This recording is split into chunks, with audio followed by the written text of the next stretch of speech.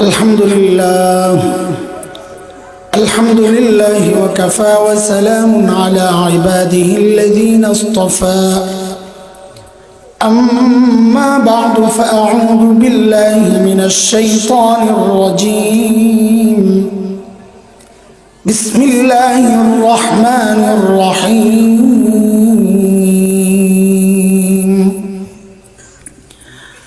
الرحمن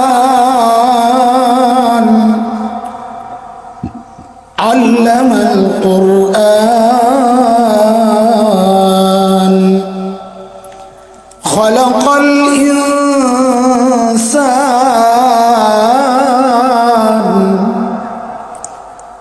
وعن أبي هريرة رضي الله تعالى عنه أنه قال رسول الله صلى الله عليه وسلم كلمتان حبيبتان إلى الرحمن خفيفتان على اللسان ثقيلتان في الميزان سبحان الله وبحمده سبحان الله العظيم آمنت بالله وبرسوله صدق الله العلي العظيم دوست আল্লাহ সুবহানাহু ওয়া তাআলা যত নবী দুনিয়ায় পাঠিয়েছেন সমস্ত নবীদের মাকসাদ ছিল একটাই, বান্দাকে রবের সাথে জুড়ে দেওয়া। সমস্ত নবীদের মাকসাদ ঠিক এর উল্টা শয়তানের মাকসাদ। শয়তানের টার্গেট হচ্ছে বান্দাকে রব থেকে দূরে সরায়। যেমন শয়তান নিজেও বলেছে, এটা সূরা আরাফ আয়াত 16 আল্লাহ শয়তানের ওই বক্তব্য আমাদেরকে জানাইয়া দিয়েছেন। শয়তান কি বলে? قال فبما أغويتني لأقعدن لهم صراطك المستقيم। আল্লাহ যাদের কারণে আমারে আপনি তাড়াইছেন ওই মানুষ আমি ছাড়ব না। কি করবি? বলে যেই রাস্তা সিরাতে মুস্তাকিম দিয়ে আপনার সাথে আসবে আমি ওই রাস্তায় বসে যাব, ওদেরকে আসতে দিব। তো কি বোঝা গেল? শয়তানের চূড়ান্ত টার্গেট হচ্ছে বান্দাকে রব থেকে বিচ্ছিন্ন করা, আর নবীদের টার্গেট ছিল বান্দাকে রবের সাথে জুড়ে দেওয়া। একটাই মাকসাদ। নবীদের ওয়ারিস হিসাবে আমরা যারা কাজ করি, মাঠে ময়দানে হোক, মাদ্রাসায় হোক, দাওয়াত তাবলীগের মেহনতে হোক, খানকায় হোক, আমাদেরও সকলের টার্গেট একটাই, পথহারা মানুষকে মালিকের সাথে জুড়ে দেওয়া, সম্পর্ক করে দেওয়া। এটাই মাকসাদ। মাধ্যমটা কি? আল্লাহর সাথে বান্দাকে জুড়ে দেওয়ার মাধ্যমটা কি? কোন রশি দিয়া মালিকের সাথে জয়েন করা হয়? ওই হাবলুল্লাহ, ওই আল্লাহর রুজু, ওই রশিটা কি? ওই রশির নাম হচ্ছে কোরআন আল কারীম। কোরআনের মাধ্যমে রবের সাথে বান্দার সম্পর্ক হয়। এটা বোঝার জন্য আমি যে আয়াত 3টা তিলাওয়াত করেছি সূরা রহমানের, ওই আয়াত 3টা একটু লক্ষ্য করেন, তাইলে বুঝবেন কোরআনের মাধ্যমে যে বান্দার সাথে রবের সম্পর্ক হয়। আয়াত কয়টা তিলাওয়াত করছি? 1 নম্বর আয়াত আর রহমান, রহমান আল্লাহ। আমি বলতেছি কিন্তু এই বলা অবস্থায় আপনারা আয়াতের সিরিয়ালগুলো একটু খেয়াল করবেন। রহমান আল্লাহ, আল্লামাল কোরআন, যিনি কোরআন শিখালেন। 3 নম্বর আয়াত খালাকাল ইনসান, যিনি মানুষ সৃষ্টি করলেন। দেখেন তো, রহমান আল্লাহ যিনি কোরআন শিখালেন, যিনি মানুষ সৃষ্টি করলেন। কোরআন শিক্ষার ব্যাপার 2 নম্বরে, মানুষ সৃষ্টির ব্যাপার সিরিয়ালে কোরআন শিক্ষার পরে। কিন্তু বাস্তবতা কি? আমরা দুনিয়ায় আগে আসছি না আগে কোরআন শিখছি? আমরা আগে আসছি, এটাই তো ঠিক। তো সেই হিসাবে আমাদের বুঝ মতো আয়াতের সিরিয়াল তো এমন হওয়ার কথা। আর রহমান খালাকাল ইনসান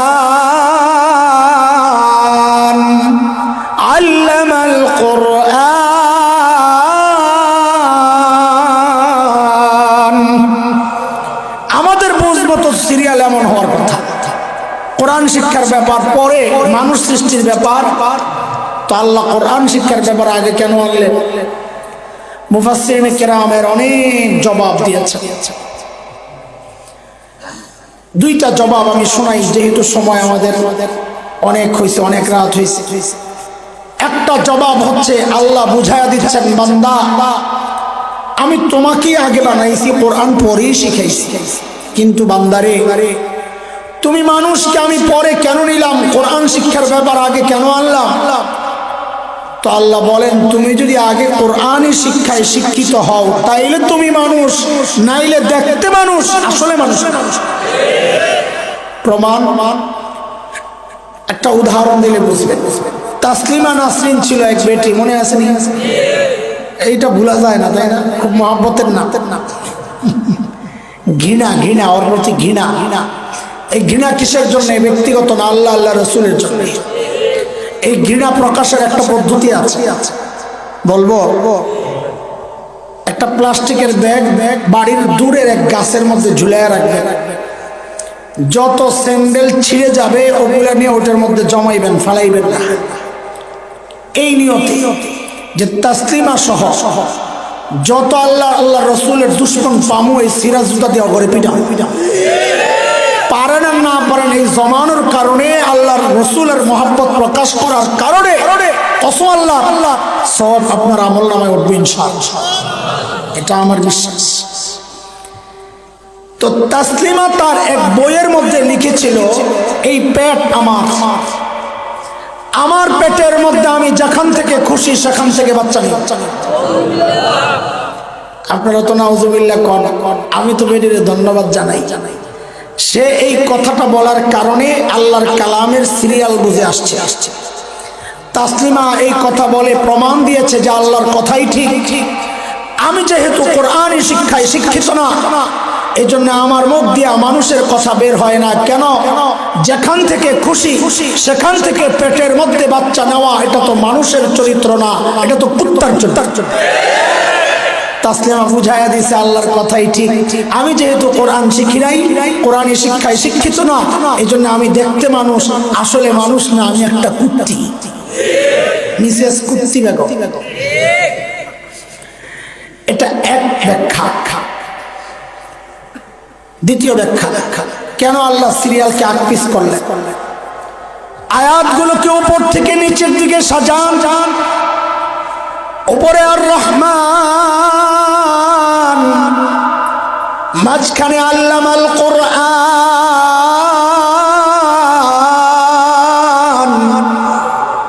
নিচে খালাকাল ইনসান। উপরে রহমান, মাঝখানে কোরআন, নিচে ইনসান। বললাম আমার সাথে, উপরে রহমান, মাঝখানে কি?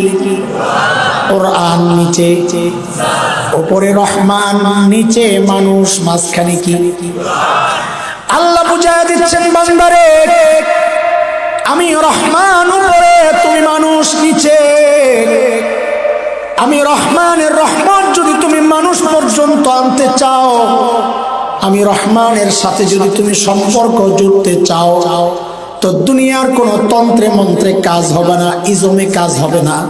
রাস্তা একটাই, রহমান আর বান্দার মাঝখান দিয়া কোরআনকে ঢুকায়া দাও। কোরআন পড়বা তো রহমানের সাথে সম্পর্ক হবে, কোরআন থেকে দূরে সরবা তো রহমান থেকেও বিচ্ছিন্ন হয়ে যাবে। এই কথাটা এখন বড় আফসোসের সাথে আমাদের বলতে হয়। আহারে মুসলমান, কি সম্পদ যে আল্লাহ আমাদেরকে দিছে, চিনলাম না। এখনো এই সমাজের বহু মানুষের মধ্যে তাদের চিন্তা চেতনা কাজে বোঝা যায় কোরআন কোন জিন্দা মানুষের কিতাব না, কোরআন মুর্দারের কিতাব। কোরআন হচ্ছে মানুষ মরার পর খতম করানোর কিতাব। ঘরের মধ্যে কোরআনের তিলাওয়াত নাই, যখন মানুষ মারা যায় তখন হুজুর ভাড়া করে আনে ঘরে খতম করানোর জন্য। তার মানে কি? কোরআন হচ্ছে মুর্দারের কিতাব। কোরআনকে আমরা বানাইছি তাবিজের কিতাব। অথচ এই কোরআন আমাকে দুনিয়ার সর্বশ্রেষ্ঠ জায়গায় রাখতে। নবী বলেছে, ইন্না হাযাল কুরআন ইন্নাল্লাহা ইয়ারফাউ বিহাযাল কিতাব আকওয়ামা ওয়া ইয়াদাউ বিহি আখারিন। কোরআন এমন কিতাব যে কিতাব আমরা অন্যভাবে তরজমা করলে এইভাবে বলি যে কোরআন কি ইমাম বানাবে, কোরআন তার মুক্তাদিদেরকে জগৎবাসীর ইমাম বানাবে। সোজা কথা, সহজ তরজমা। অথচ কি ধরলাম কি ছাড়লাম আমরা, বলেন। এর জন্য আমাদেরও কিছু দায় আছে। এই কোরআন খতমের কিতাব হওয়ার পেছনে আমার মতো কিছু হকুল্লা মৌলবীরও দায় আছে, যারা নিজের স্বার্থ সিদ্ধির জন্য মানুষকে ভুলভাল বুঝায় তার পকেট খালি করে। কোরআন খতম করা দরকার, কুলখানি দরকার, 40 দরকার, এগুলো আপনারা জানবেন কোত্থেকে? আমার মতো মৌলবীরাই মাস আলা এগুলা বাজারজাত করছে। হিন্দুস্তানের এক ঘটনা পড়ছি কিতাবে, যেই এলাকার সিস্টেম ছিল যে জানাজা পড়াবে পরবর্তী সমস্ত অনুষ্ঠানের জিম্মাদার উনি, মানে সব আয় তার পকেটে যাবে, এটা একটা সিস্টেম। তো এখন এক এলাকার বহু বড় লোকের বাপ অসুস্থ, এলাকার মোল্লা সে সারাক্ষণ খালি দোয়া করে, আল্লাহ বেড়ে মরে না কেন আল্লাহ, কারণ জানাজা পড়াইলে তো এর পরে সব প্রোগ্রাম এই করবে আর টাকা পাইবে, বইয়া বই এই অপেক্ষা, কবে মরবে কবে মরবে কবে মরবে। কোন জরুরতের কারণে আল্লাহর বান্দা গেছে শহরে, এর মধ্যে খবর পাইছে রুগী তো মারা গেছে। হাই খোদা, এখন যদি জানাজা হয়ে যায় আমি শেষ।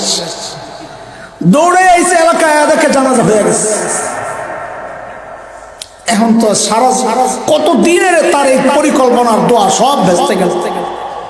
এখন কি করব? কাম তো এটা, মৌলবীর কাম তো এটা, নিজের স্বার্থ উদ্ধারের জন্য নতুন নতুন মাসালা বাজারজাত করে। এটা কোন মৌলবী? সব মৌলবী না, ওই মৌলবীর আমরা বলি হকুল্লা মৌলবী। কোন মৌলবী? পোলাবেন কথা ক, এই মৌলবী না, এগুলো আলাদা মৌলবী। তাইসা মাসালা দিছে। কি মাসালা? এই যে জানাজা পড়লেন, মাইয়তের নাম, মায়ের নাম, বাপের নাম দেওয়ার সময় কইছিলেন নি? তো জাহেল মানুষ কি বুঝে? হুজুর বলা হয় নাই তো। তাইলে এই যে জানাজা পড়ছে, দুনিয়ার শেষ মাথা পর্যন্ত কত মাইয়ত আছে, কাড্ডা পড়লেন কেমনে বুঝবে? জাহেল মানুষ যেমনে কইছে এমনি। হুজুর এখন কি করা? কয় জানাজা দৌড়াইতে। হ্যাঁ, চিন্তা হলো জানাজা দৌড়াইলে তুই ইমাম আমি, তো পরের ইনকাম তো সব আমার পকেটে। তো নতুন করে আবার জানাজায় দাঁড়াইছে। ফতুয়া যেহেতু দিছে দোয়ার মধ্যে মাইয়তের নাম কইতে হয়, বাপের নাম কইতে হয়, মায়ের নাম কইতে হয়, তো এখন হ্যাঁ যদি না বলে তত মানুষ ধরবে। আপনি কি বললেন না? এখন এটা শোনায় না বললে তো আরেক সমস্যা, পড়ছে না পড়ছে না কেমনি বুঝবো? তো ওই মাইয়তের নাম ছিল রমজান, আর বাপের নাম হইল ইমরান, মায়ের নাম ফাতেমা। তো শেষ তাকবীরের আগে যে ওই দোয়া পড়ে না, ওই দোয়ার মধ্যে বলতেছে वालिद का नाम इमरान, वालिदा फातिमा, उसका नाम रमजान, फबिअय्यि आलाइ रब्बिकुमा तुकज्जिबान। দোয়া একটা বানাইলিস। প্রথম জানাজায় যেই বেড়া ইমামতি করছে, হ্যাঁ তুমি পাবলিকে ভুলভাল বুঝাইয়া আমার ইনকামে হাত দিছ না, হ্যাঁ পিছন থেকে মাইরে দিছে লোকমা। কি লোকমা? ये जनाजा ना बीच हदीस ना बीच कुरान, फबिअय्यि आलाइ रब्बिकुमा तुकज्जिबान। এই জানাজা না হাদিসে আছে না কোরআনে আছে, ফাবিআইয়ি আলাই রব্বিকুমা। এখন ইমাম সব দেখাইছে ইনকাম তো হেডাও ছুটবে। তো হ্যাঁ আবার কি কয়? आधा मेरा आधा तेरा जरा बनकर जबान, फबिअय्यि आलाइ रब्बिकुमा तुकज्जिबान। ভাই চুপ থাক, অর্ধেক আমার অর্ধেক তোর, ভাগে জাগে খাবো। ফাবিআইয়ি আলাই রব্বিকুমা। এই হলো অবস্থা। কথার কথা এগুলো আসলে বানাইছে পাবলিক, কিন্তু বিষয়টা এমনই যে বহু আল্লাহর বান্দা এমন আছে, আল্লাহ ওদেরকে হিদায়াত দেখ, শুধু নিজের পকেট ভারী করার জন্য উম্মতের সামনে ভুলভাল মাসআলা বিদআতকে তারা সমাজে বিস্তার করছে, শুধু নিজের স্বার্থের জন্য। কথা বলছে একটা খতম পড়বে, একটা মিলাদ পড়বে, সাল্লাল্লাহ টান দিবে, একটু জিলাপি খাবে, একটু পয়সা নেব, শুধু এই কারণে বিদআতকে সমাজে তারা বিস্তার করতেছে। কোরআন খতমের কিতাব। কোরআন তো ছিল সংসদে পাস করার, আইন করার কিতাব। কোরআন তো ছিল সচিবালয় চালানোর কিতাব। কোরআন তো ছিল রাষ্ট্র পরিচালনার কিতাব। কথা কথা আফসোস, আমরা এই মৌলবীরা এক জায়গায় নিজেদের মধ্যে বড় শান্তি অনুভব করি। আপনার মতো বিশাল বাড়ির মালিক না, প্রভাব প্রতিপত্তি, গাড়ি বাড়ি, সম্পদ, ক্ষমতা আমাদের নাই। একটা শান্তি আমাদের আছে, আমরা কোরআন পড়তে পারি। বিশ্বাস করবে, কলিজাটা খুইলা যদি দেখাইতে পারতাম কি শান্তি কলিজায়, যদি কলিজা খুইলা দেখাইতে পারতাম। কেমনে বুঝাবো আপনাদের? কি নিয়ে গর্ব করেন?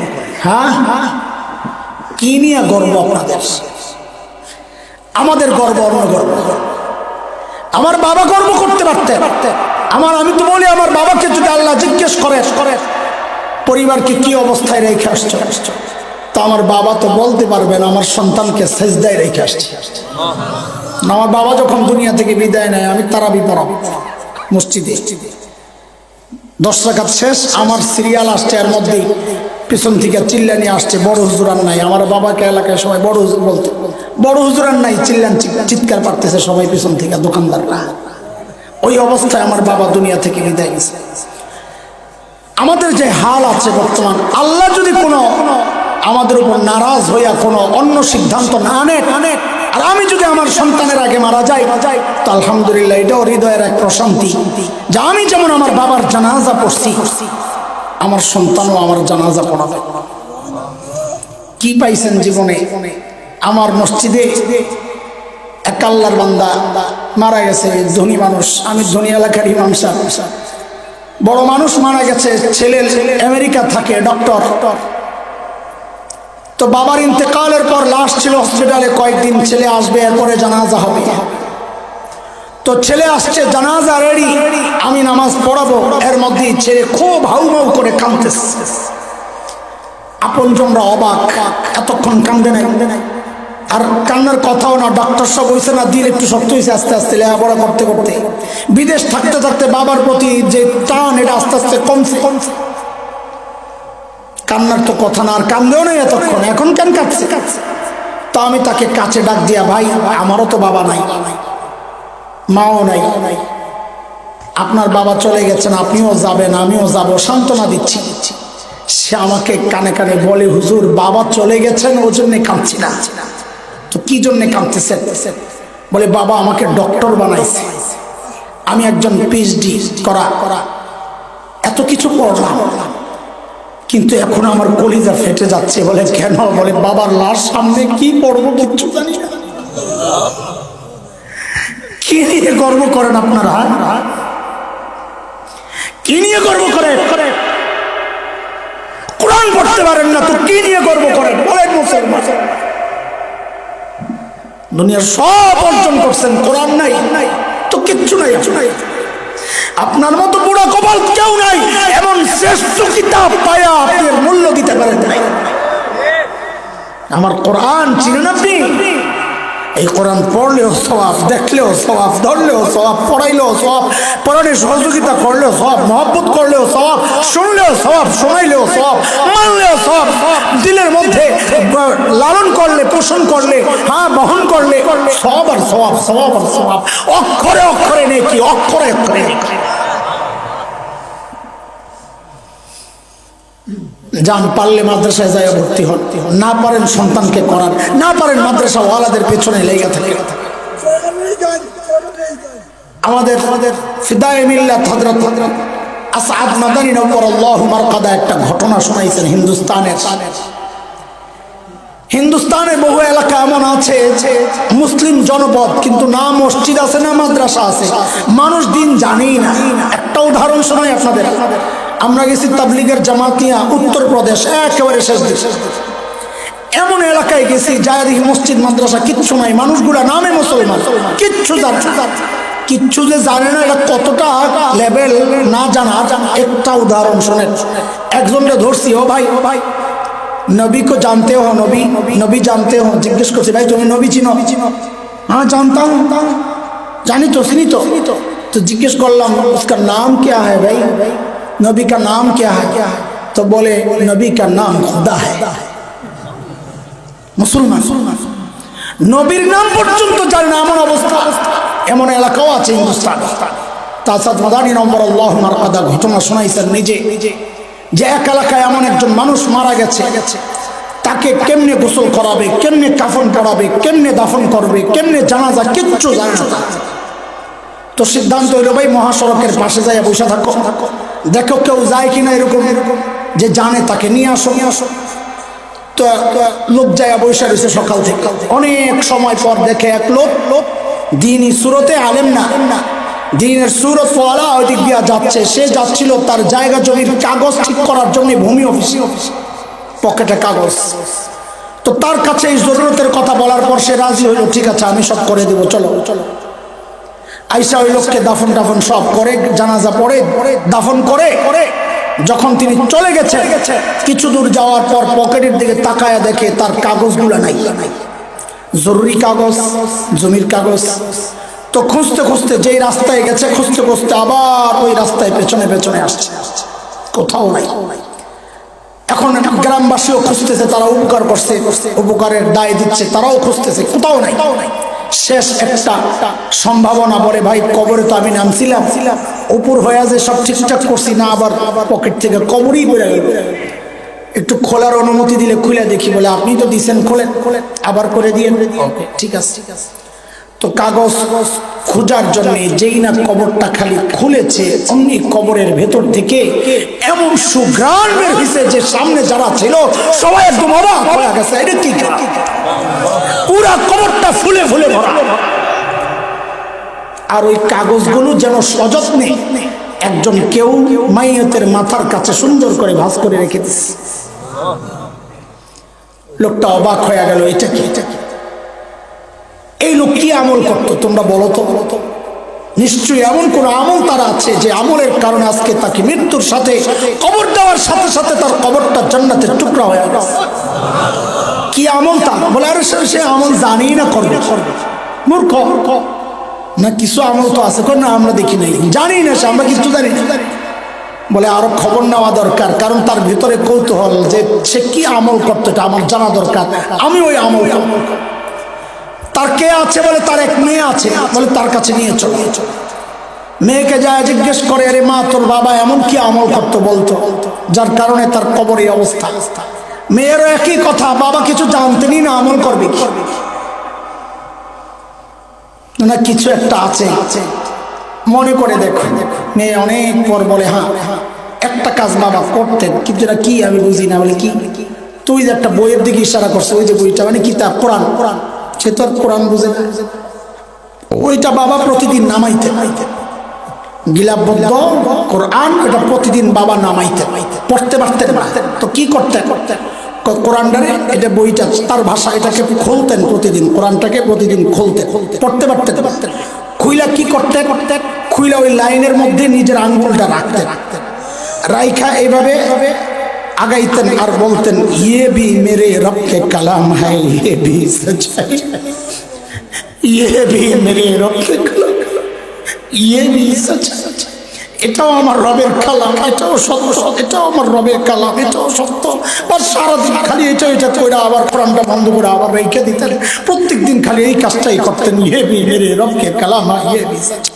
বলে আর কিচ্ছু না, কোরআন পড়তে জানতো না, কিন্তু তার হৃদয়ে সে কোরআনের মহব্বত লালন করত।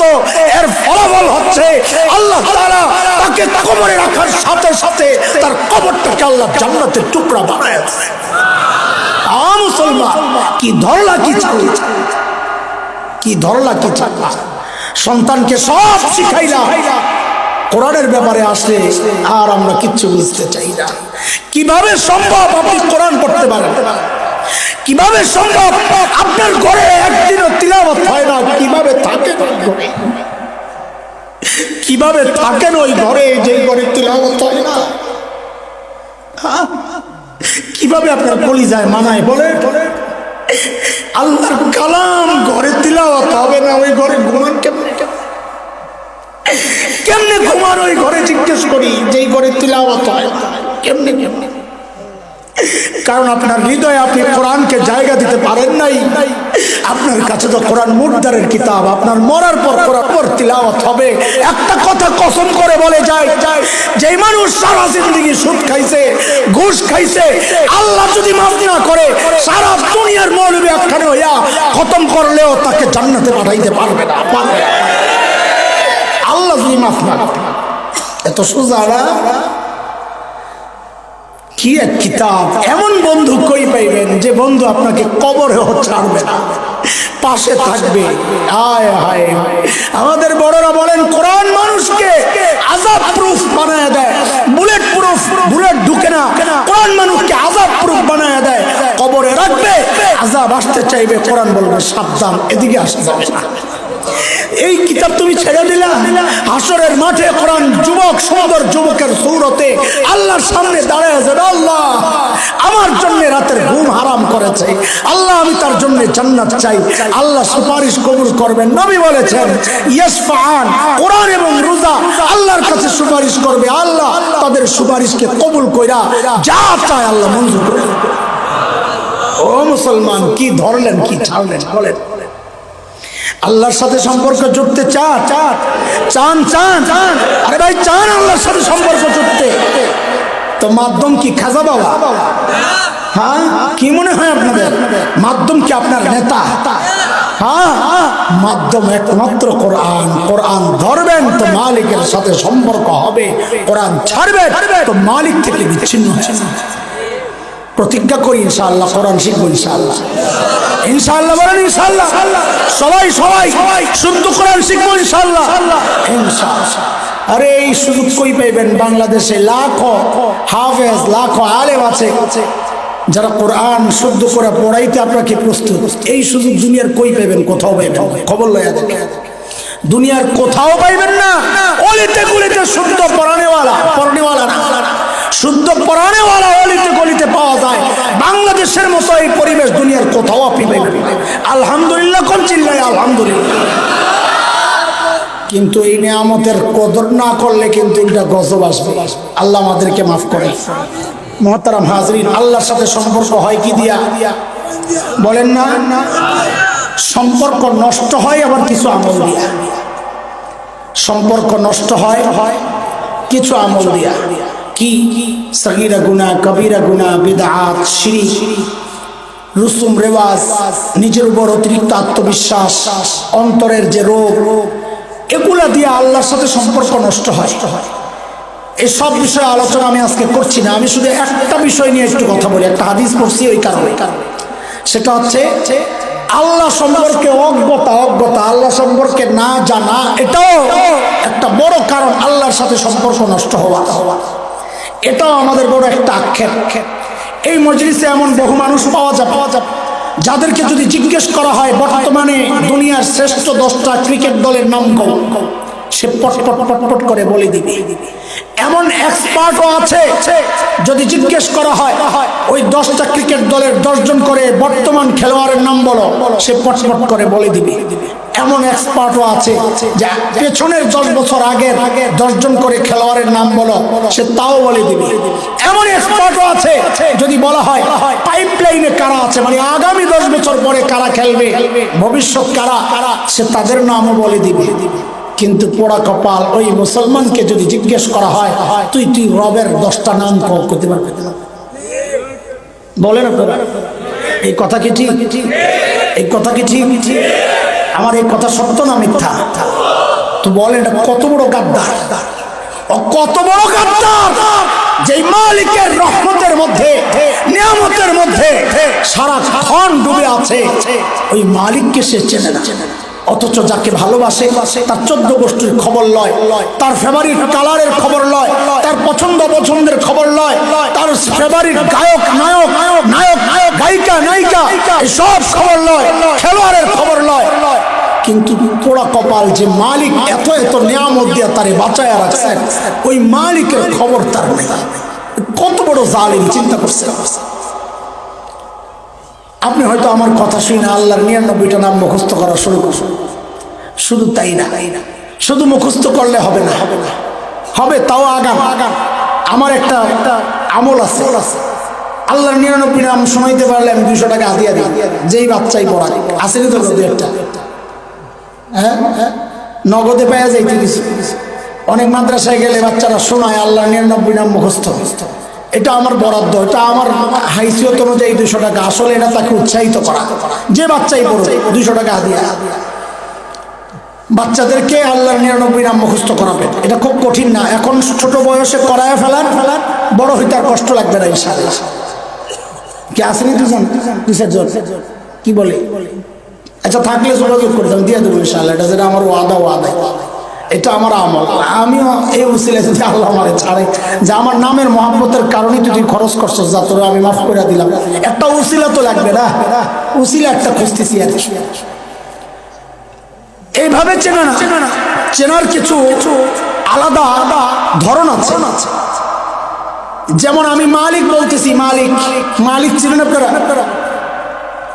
কোরআনে পড়তেছেন না সারাক্ষণ সূরা ফাতিহা নামাজে? আলহামদুলিল্লাহি রাব্বিল আলামিন আর রহমানির রহিম মালিকি ইয়াউমিদ্দিন। কি অর্থ? মালিক, রহমান, রহিম, দুইটা শব্দ বললাম, আরেকটা বললাম মালিক। চলেন সংক্ষেপে তিনটার কথা একটু বলে দিই। বলেন মালিক ইয়াউমিদ্দিন মানে কি? বিচার দিবসের মালিক। বলেন না, বলেন তাড়াতাড়ি বলেন, আমার সময় নেই। বিচার দিবসের, আচ্ছা যিনি বিচার করেন তাকে বিচারক বলে না মালিক? বিচারক বলে না? তো বিচার করবেন কি? বিচার দিবসে আল্লাহ তো মালিক, কিন্তু বিচারটা করবেন কি? আল্লাহই করবেন। তো আল্লাহ যদি বিচার করেন, আল্লাহ নিজের বিচারক কেন বলবেন? মালিক বললেন কেন? আরবিতে কি বিচারক শব্দ নাই? বিচারকের আরবি নাই? মালিক কাজী আর কত শব্দ ব্যবহার হয়। তো এটা থাকতে আল্লাহ নিজের বিচারক না বইলা মালিক কেন বলেন? হ্যাঁ, এটারও কারণ আছে। মালিক চিনতেন তো মজা লাগতো, যে মালিক।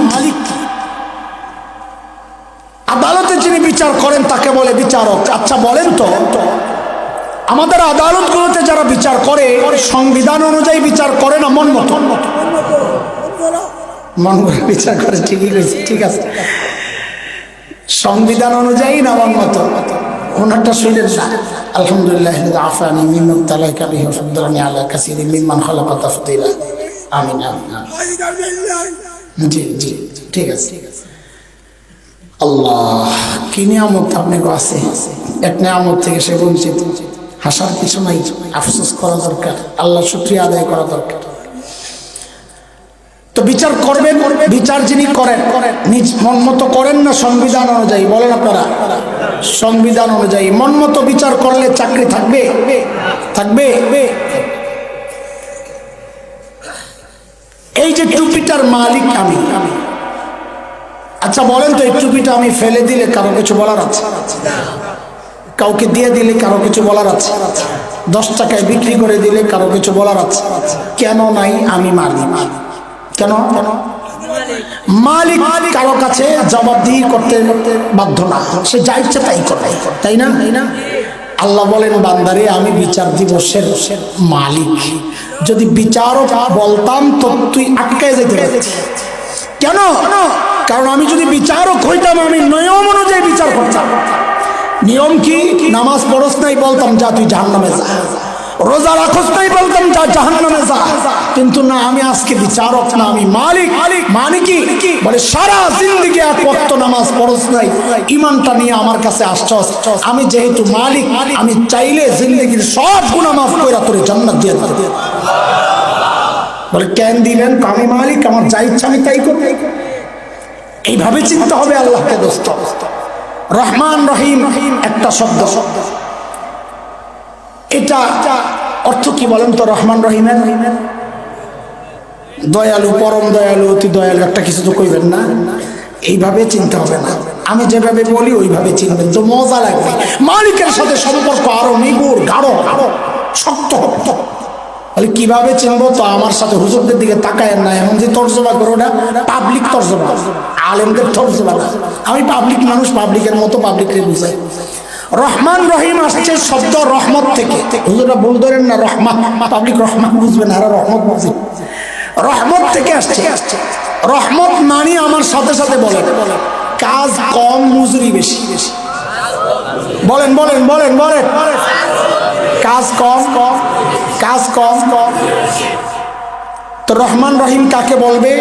যিনি কাজ কম হওয়া সত্ত্বেও মজুরি বাড়াইয়া দেয়। বুঝে আসছে কথা? যেমন যেমন একটা উদাহরণ, আইয়ুব আলাইহিস সালামের নাম শুনছেন? অনেক ধনী মানুষ ছিলেন, বাগান ছিল, সুখী মানুষ ছিলেন, সন্তান ছিল, পরিবার ছিল, কিন্তু ওনার আমল ছিল খুব জিকির করতে করতে, জাকের বান্দা। শয়তানের এটা ভালো লাগে না, হুজুর সুখে আছে, দুনিয়া এমন অবস্থা, হুজুরদের বাড়ি ঘোড়া দেখলে, ভালো গাড়ি দেখলে হুজুর আসলে। তো শয়তান আল্লাহর কাছে খোসা লাগাইছে, আল্লাহ আপনার দোস্ত আইয়ুব যে এত আরামে আছে এই জন্য জিকির করে, কষ্ট দিয়া দেখেন আপনারই ভুলে যাই। আল্লাহ জানেন না আল্লাহ কারে নবুয়ত দিছেন? জানেন কি জানেন? তো আল্লাহ পরীক্ষা নিয়েছেন হযরত আইয়ুবের। কি করছেন? বাগানের নিচের পানিকে হুকুম করছেন, পানি তুই সরে যা। পানি সরে গেছে, মুহূর্তের মধ্যে সমস্ত বাগান একদম মইরা শেষ। শরীরে এমন পচন ধরছে, আপনজন চারদিক থেকে সরে গেছে। মুহূর্তের মধ্যে হযরত আইয়ুব একা হয়ে গেল, কিন্তু একা হইয়াও জিকির ছাড়েন না। কান পাইতা শোনা গেছে হযরত আইয়ুব বলতেছেন, ও আল্লাহ আমার জিহ্বাটা পচায়েন না, তাইলে আমি জিকির কেমনে করব? পরীক্ষায় পাশ করছেন না ফেল করছেন? পাশ করছেন। তো পাশ যেহেতু করছে, আল্লাহ সব নিয়ামত ফেরত দেওয়ার কথা না? যা ছিল সব ফেরত দেওয়ার কথা কিনা?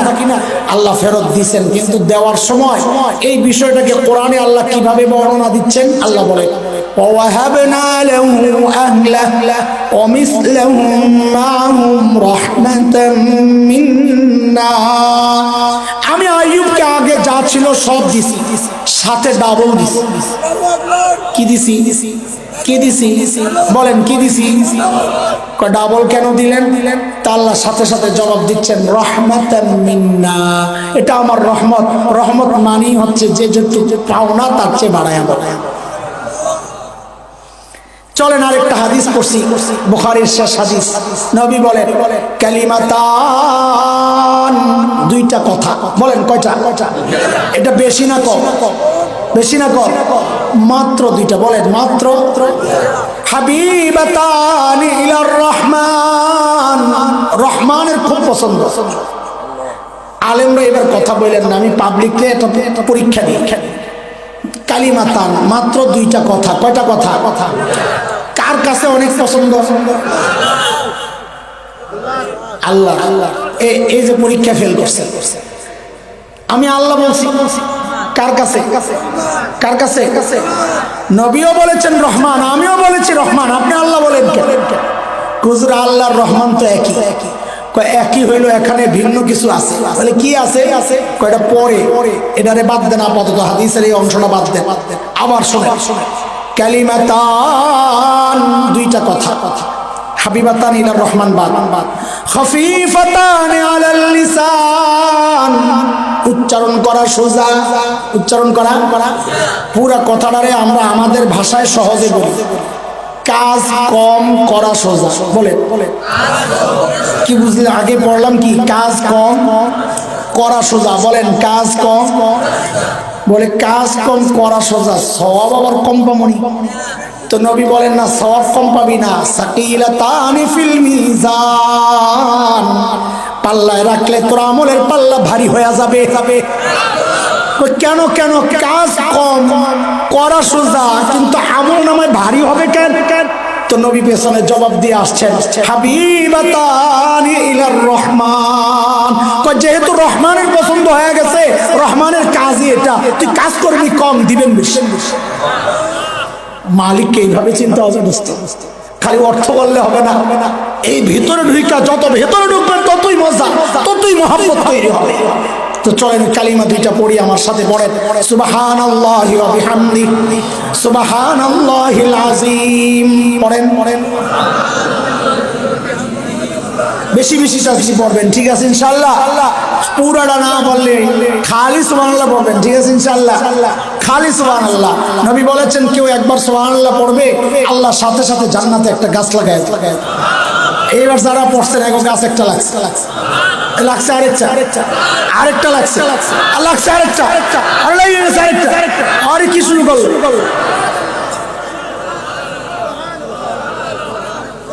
দেখছেন নি ফাঁকি দিয়ে খালি লাগাইতেছে ওই যে বেটা খালি লাগাইতেছে আরে ভাই কি শুরু করলেন ওই যে খালি লাগাও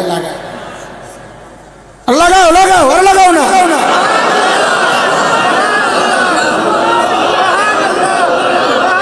আচ্ছা ঠিক আছে এই দেখেন সারাদিন করেনটা কি দেখেন সারাদিন করেনটা কি একটা সুযোগ আপনার দেখছেন আপনি এখানে গাছ লাগাইছেন এখানে সুবহানাল্লাহ পড়তেছেন এই মেয়েরা যে রুটি বানায় হাত দিয়া না মুখ দিয়া তো ওদেরকে বলবেন এই যখন রুটি বানাইবা পড়বা সুবহানাল্লাহ ঘর ঝাড়ু দিবা পড়বা সুবহানাল্লাহ তরকারি কুটবা পড়বা সুবহানাল্লাহ ও অটোওয়ালা অটো চালাইবা পড়বা সুবহানাল্লাহ নাঙ্গল দিবা তো পড়বা সুবহানাল্লাহ রাস্তায় হাঁটবা তো পড়বা সুবহানাল্লাহ তো পড়লে কি হবে দুনিয়ায় তুমি হাঁটতেছো আল্লাহ জান্নাতে গাছ লাগাইতেছে দুনিয়ায় তুমি রুটি বানাইতেছো আল্লাহ জান্নাতে বাগান সাজাইতেছে দুনিয়ায় তুমি তরকারি রান্না করতেছো আল্লাহ জান্নাতে তোমার বাগান সাজাইতেছে পড়বো ইনশাআল্লাহ তো আজকে তিনটা জিনিসের কথা হইল এক হচ্ছে আল্লাহর সাথে সম্পর্ক করব কিসের মাধ্যমে কোরআনকে বুকে নিব ইনশাআল্লাহ দুই নাম্বার হচ্ছে আল্লাহর নামগুলোর ভেতরে ঢুকে আল্লাহকে চেনার চেষ্টা করব চিনবো ইনশাআল্লাহ তিন নাম্বার আমল হচ্ছে বেশি বেশি তাসবিহ পড়ব ইনশাআল্লাহ আল্লাহ তাআলা আমাদেরকে কবুল করেন আল্লাহ এই মজলিসকে কবুল করেন আল্লাহ এই সংগঠনকে কবুল করেন